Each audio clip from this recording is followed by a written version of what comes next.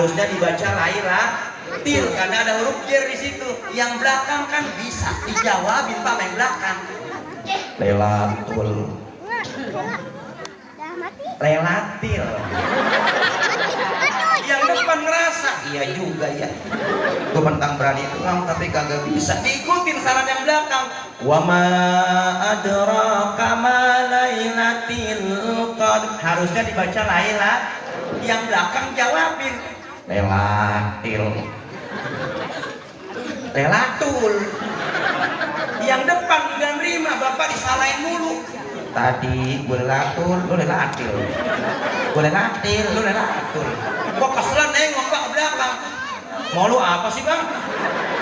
Tadi gue Lailatul, lu Lailatul. Gue Lailatul, lu Lailatul. Bang gara-gara tul amatil lu. Sholat kagak jadi. Pentingnya nih. Makanya malam hari ini Bapak Ibu peringatan Maulid Nabi Muhammad SAW biar ada hasilnya buat kita Bapak. Karena kelahiran Rasulullah itu beda dengan kelahiran bayi-bayi yang lainnya Bapak. Bulan Muharram itu adalah bulan yang biasa aja Bapak, nggak ada istimewanya. Bulan Rabiul Awal nggak ada istimewanya Pak. Sama aja dengan bulan-bulan yang lainnya. Tapi bulan Rabiul Awal menjadi istimewa karena menjadi bulan kelahiran baginda Nabi Muhammad Sallallahu Alaihi. Kalau hari ini Bapak kita memperingati Maulid Nabi Muhammad Sallallahu Alaihi Wasallam, bukti tanda cinta kita kepada Nabi Muhammad Sallallahu Alaihi.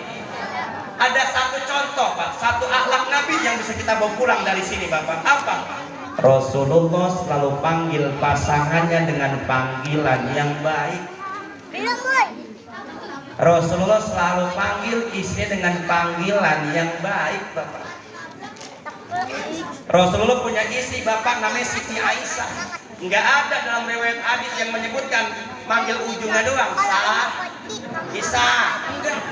Tapi apa panggilan Rasulullah ke Siti Aisyah? Ya Humairah, wahai pipi yang rada kemerah-kemerahan. Emang kenapa pipi Siti Aisyah merah? Ketika Rasulullah pulang dagang Ibu, ketika Rasulullah pulang dakwah, Siti Aisyah udah nyiapin sapu tangan sama anduk kecil. Buat apa? Buat ngelap semua peringat Rasulullah. Udah kedengeran suara sendal Nabi, udah kelihatan sorbannya Rasulullah. Siti Aisyah berdiri depan pintu, nyambut Rasulullah. Apa kata Siti Aisyah? Ahmad ya Habibi, Ahmad ya, Ahmad ya.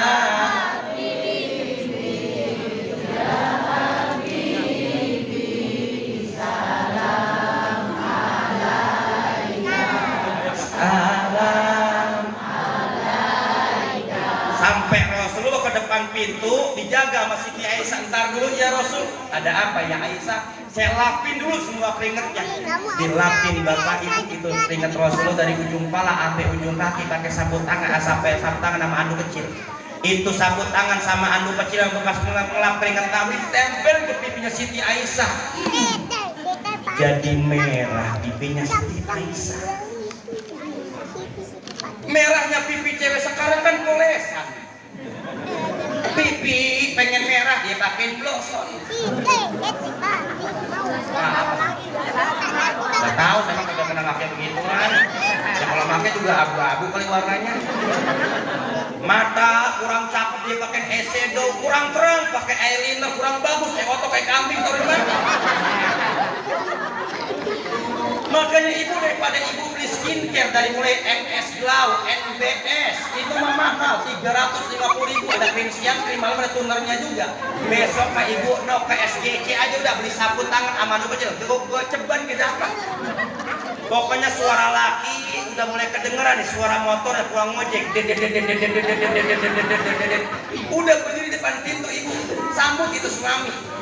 Siapa nama suaminya? Nurdin, panggil Nurdin. Nurdin ya Habibi, Nurdin ya. Lah kagak ngapa-ngapa. Ya Habibi artinya wahai kekasihku, kan cakep. Nurdin wahai kekasihku. Enggak apa-apa. Sampai depan pintu ibu bilang, "Entar dulu ayah. Ada apa mama?" biar mama lapin lu semua keringatnya. Itu ibu dari atas kepala terus bobok sampai belakang leher, dorong ke tangannya, gitu. Langsung ibu tempel ke pipi. Merah Ustaz Budi. Tak keringet Nabi pakai tukang ojek beda. Panggil pasangan dengan panggilan yang baik. Karena mohon maaf Bapak, pengantin baru sama pengantin lama Bapak, itu kelihatan dari cara nyeduh kopinya. Dia ketawa. Kalau pengantin baru ibu itu nyeduh kopi masih pakai lengkap. Pengantin baru masih nyeduh kopi masih pakai lengkap. Gelasnya gelas cangkir, bawahnya pakai tatakan, sampingnya sendok kecil, atasnya pakai tutup pengantin. Emang apa kudu pakai gelas cangkir? Biar suami tangannya nggak kepanasan megang gelas kopi. Sendok kecil kurang aduk, tinggal diaduk pakai tatakan biar kopi nggak jatuh kemana-mana. Pengantin punya anak satu, tatakan hilang. Anak dua, gelas cangkir sama sendok hilang. Anak tiga, tutupnya hilang. Anak empat, kopinya hilang. Pas bapak minta kopi, mama, kopi mah, apa kata ibu? Kopi. Kopi, lu kayak tukang tenda.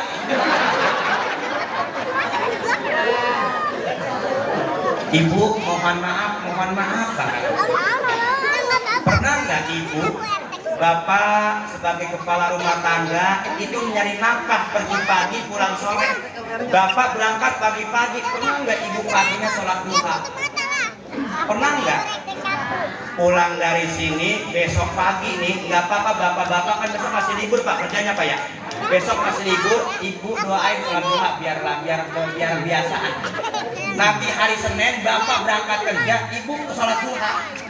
Karena bapak mohon maaf di Gabus mana ceritanya bapak? Ini suaminya dagang tape tahu tape? Ya kalau bahasa orang Solo bilang namanya peyem. Ya, apa namanya? Ya memang orang Betawi ngomong gitu udah gak cocok ibu. Tape, bapak tahu tape? Ini suaminya dagang tape, naik sepeda, sampingnya pakai keranjang bapak. Pagi dia berangkat, mama. Iya papa, dia pakai keluarga wadidaw.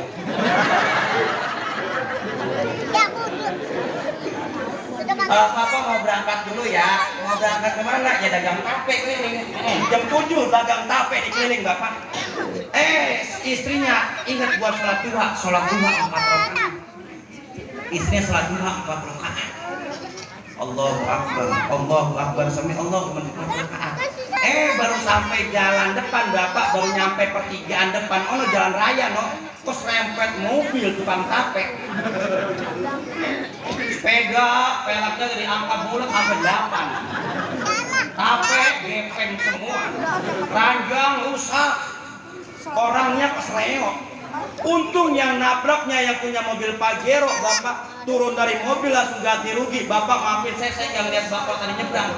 Udah sekarang begini bapak, nih pak ada duit buat bapak. Ini 1 juta buat ganti tapenya, 1 juta buat ganti sepedanya, 1 juta buat ganti keranjangnya, 1 juta buat bapak ngurutnya bapak 4 juta.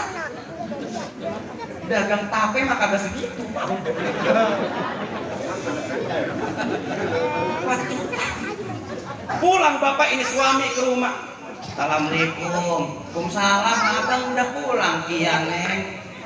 Dagang tape gimana? Habis itu dia tadi gua diserempet mobil. Cuman alhamdulillah yang nabrak ganti rugi. Buat sepeda, buat keranjang neng. Ini alhamdulillah ada sisanya. Berapa bang? Dikasih 4 juta sama dia.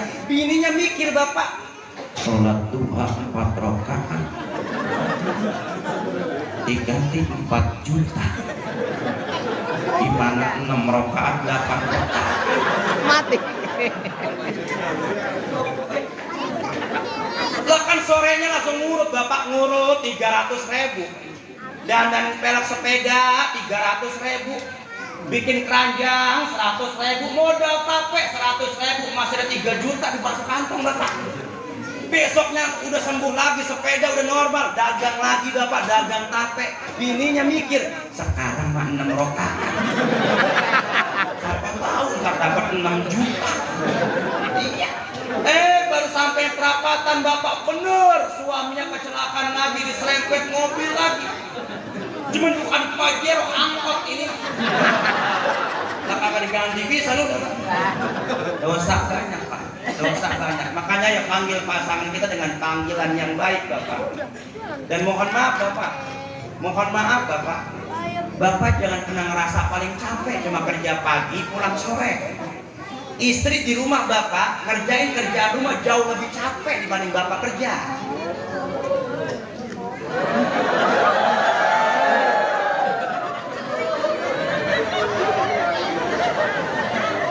Mati gue Bapak begini. Bapak mohon maaf, pagi-pagi yang bangun duluan istri. Selesai istri bangun apa bisa istirahat? Nggak bisa istirahat, langsung nyuci baju. Selesai nyuci baju apa bisa istirahat? Nggak bisa. Nyiapin sarapan buat bapak berangkat kerja sama anak berangkat sekolah. Anak berangkat sekolah, bapak berangkat kerja. Apa istri bisa istirahat? Nggak bisa. Jemur baju. Selesai ibu jemur baju ngapain? Belanja sayuran. Selesai ibu belanja sayuran bisa istirahat? Nggak bisa. Masak. Selesai masak bisa istirahat? Nggak bisa. Siangnya ngangkatin jemuran. Selesai ngangkatin jemuran bisa istirahat? Nggak bisa. Nyapu ngepel rumah sorenya. Selesai nyapu ngepel rumah bisa istirahat? Nggak bisa. Ibu dari pagi sampai sore kerja, malamnya masih dikerjain. Makanya mohon maaf Bapak, duit suami itu jadi duit.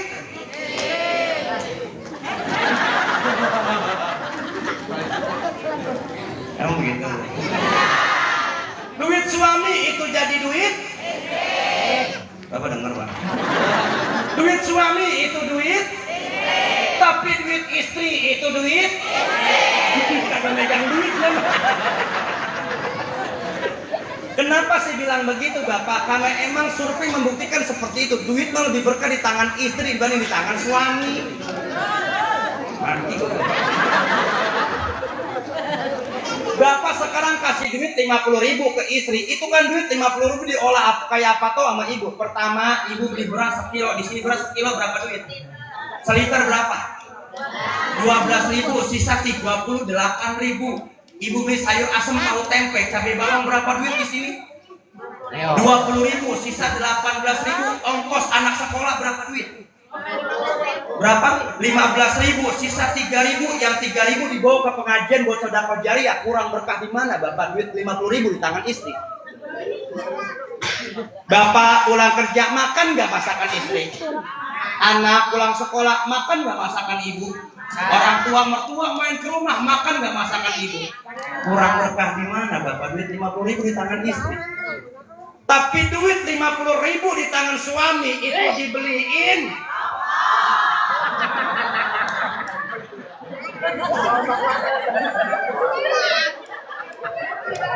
Bukan yang ngomong Pak. Emang unek-unek paling dalam. Malam ini keluar juga kata rokok. Duit 50.000 Bapak beli rokok. Emang ibu ngisep? Anak ngisep? Emang buat abang doang Bang. Yuk contoh akhlak baginda Nabi Muhammad SAW dalam rumah tangga kita. Kalau contoh ini diambil, diterapkan dalam rumah tangga kita, insya Allah rumah tangga kita sakinah, mawaddah, rahmah, anak-anak kita soleh dan solehah semuanya. Amin ya Rabbal. Yang kedua, apa yang gak akan pernah bisa kita hindari? Ibu sakit. Siapapun kita pasti pernah sakit Bapak. Cuma pertanyaannya, apakah sakit kita menghalangi ibadah kita kepada Allah apa enggak? Nabi Ayub alaihissalam ibu diuji sakit sama Allah, borok semua badannya dari ujung pala sampai ujung kaki, tetap ibadah kepada Allah. Kita pala puyeng dikit, sholat libur, kaki sakit, ngaji perek,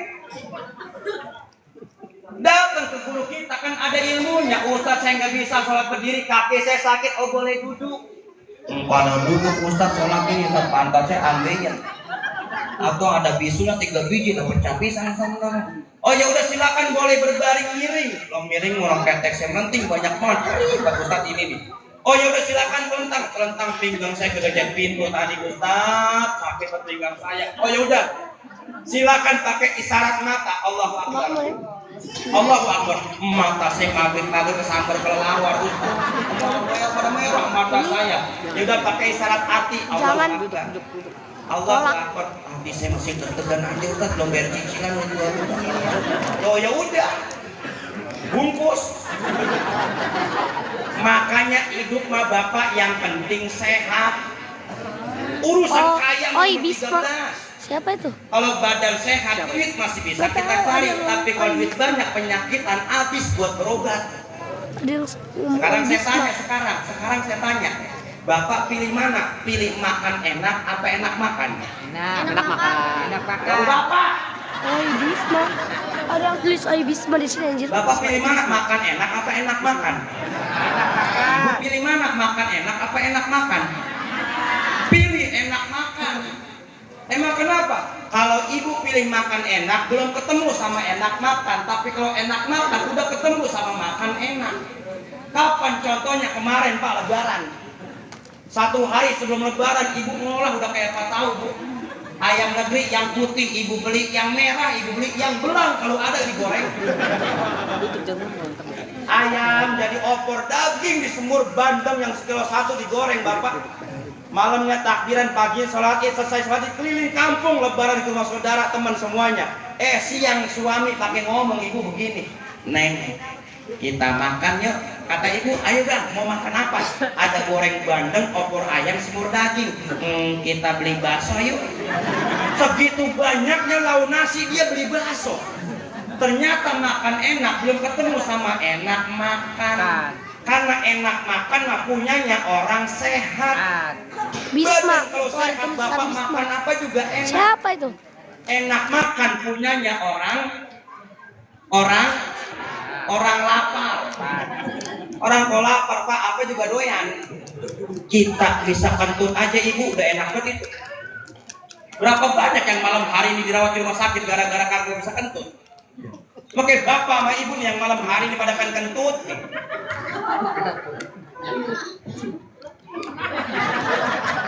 Ayo kentut.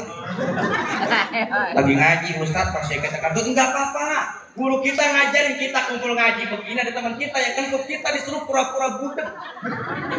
Bapak Ustaz rasain aja. Emang kenapa begitu? Kita tutupin aibnya dia biar dia enggak malu. Kita makan enggak pilih-pilih. Kalau yang kentutnya putih bersih cakep kebajayan kita kentut. Ibu sehat. Udah bisa kentut ya. Sedep banget. Tapi coba yang kentutnya hitam bulu kudis surat gatal panu ampek banget. Bau. Kecorak banget. Cuman apa tuh kentut? Bau kita katain. Emang kenapa begitu Bapak? Karena kentut dibagi menjadi 3. Kita ngaji kentut dulu bentaran ibu. Pokoknya ibu pulang dari sini tanya sama suaminya dari mana, Mak pulang malam banget habis ngaji, Mak Pak di masjid ada maulid ngaji apa kentut. Itu pulang ngaji ngomong begitu sama suami, emang bener Pak tadi ngaji kentut dari gara-gara kentut tapi ini berberantem malam-malam. Kentut dibagi menjadi 3 Bapak. Yang pertama ada yang namanya kentut sopan. Apa kentut sopan? Kentut yang bunyinya suaranya gede. Sopan emang jujur gede-gede sekalian. Biasanya kentut yang begini Bapak nggak ada baunya. Yang kedua ada yang namanya kentut songong.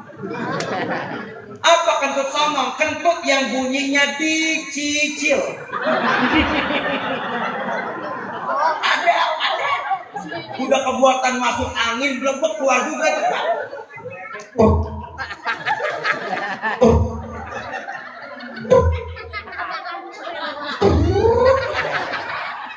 Ya songong kalau mau keluar sekalian pelan-pelan begitu. Yang ketiga ada yang namanya kentut haram jadah. Songong, biangnya songong. Kentut yang kagak ada bunyinya. Lepas. Baunya nusuk ke ibu. Di kentut yang begini ibu bisa nimbulin satu penyakit hati yang namanya sumujon.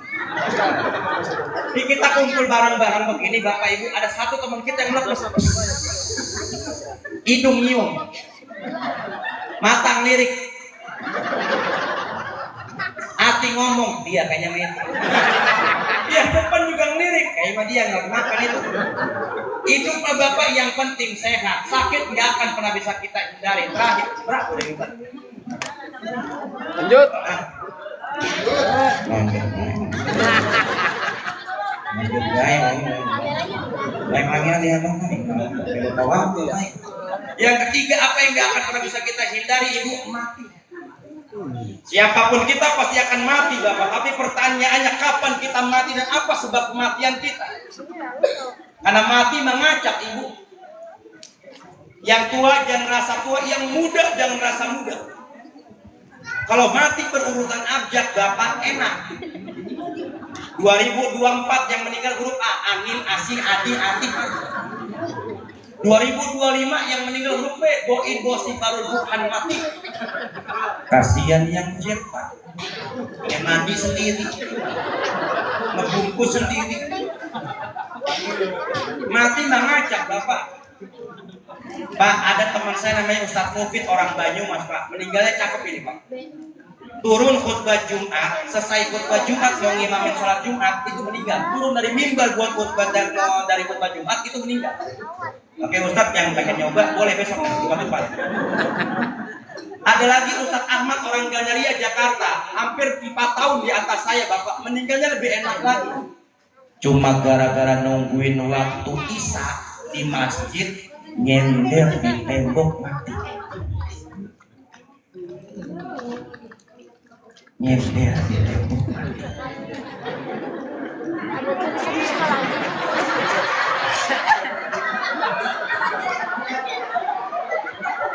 Ada nyender ya? Ngapa itu bergerak? Ayo nyender. Mati mengajak, Ibu. Kapan kita mati? Enggak ada yang tahu apa sebab kematian kita. Enggak ada yang tahu, Bapak. Tapi 40 hari sebelum kematian kita, malaikat Israil udah ngetes kita. Dari mana? Ini dari kaki. Yang asam uratnya suka kambuh. Bahkan kita nggak bisa bohong, Bapak. Ini malam-malam begini dari tadi kita kumpul, yang di atas yang di bawah pasti udah ada kesemutan. Ada. Hati-hati.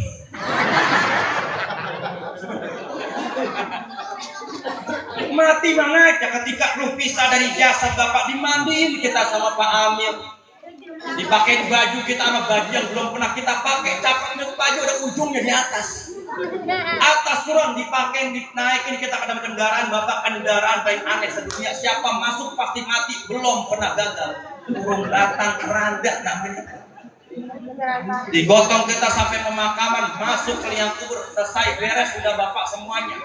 Sebelum tanah nidin kita ada papan Bapak yang nutupin kita. Kalau digabus namanya papan ketep Bapak. Cuman besok kalau ada yang meninggal Bapak, saya pesen nih Pak, kalau ada yang meninggal ditutup pakai papan, itu papan jangan dinomorin Bapak, 1, 2, 3, 4 jangan. Warung jadinya Pak. Makanya mohon maaf Bapak Ibu semuanya, mumpung masih Allah kasih kita nikmat sehat, ayo pergunakan buat ibadah. Mumpung masih Allah kasih kita nikmat muda, pakai buat untuk ilmu. Mumpung kita dikasih nikmat hidup, pakai sama-sama buat fastabiqul khairat, berlomba-lomba dalam kebaikan. Di tempat yang baik, bareng orang-orang yang baik, kita hiasi lisan kita dengan kalimat-kalimat yang baik. Kita berselawat kepada Nabi Muhammad sallallahu alaihi. Salatullah salamullah ala taha rasulillah. Salatullah salamullah ala yasin habibillah. Salat Allah, salamullah, ala toha, rasulillah. Salatullah, salamullah, ala yasin habibillah. anak burung terbang melayang, anak kucing kagak pernah mandi. Kalau orang kagak sembahyang, matinya nanti jadi memedi. Salat Salamullah, ala toha, rasulillah. Salatullah, salamullah, ala yasin habibillah. Harapan kita semua tidak Allah angkat kaki kita dari tempat ini sebelum Allah gugurkan semua dosa-dosa kita dan Allah kabulkan semua hajat-hajat kita. Dan setelah perkumpulan kita hari ini Allah kumpulkan nanti di hari kiamat di bawah benderanya baginda Nabi Muhammad Sallallahu Alaihi Wasallam ini. Yang bisa saya sampaikan kurang lebihnya mohon maaf kalau banyak kata-kata saya yang salah, tinggal aku saya yang berkenan. Mau dibukakan pintu maaf yang seluas-luasnya. Kalau bapak sampai ibu pengen ceramah saya lagi, ya kan nanti ada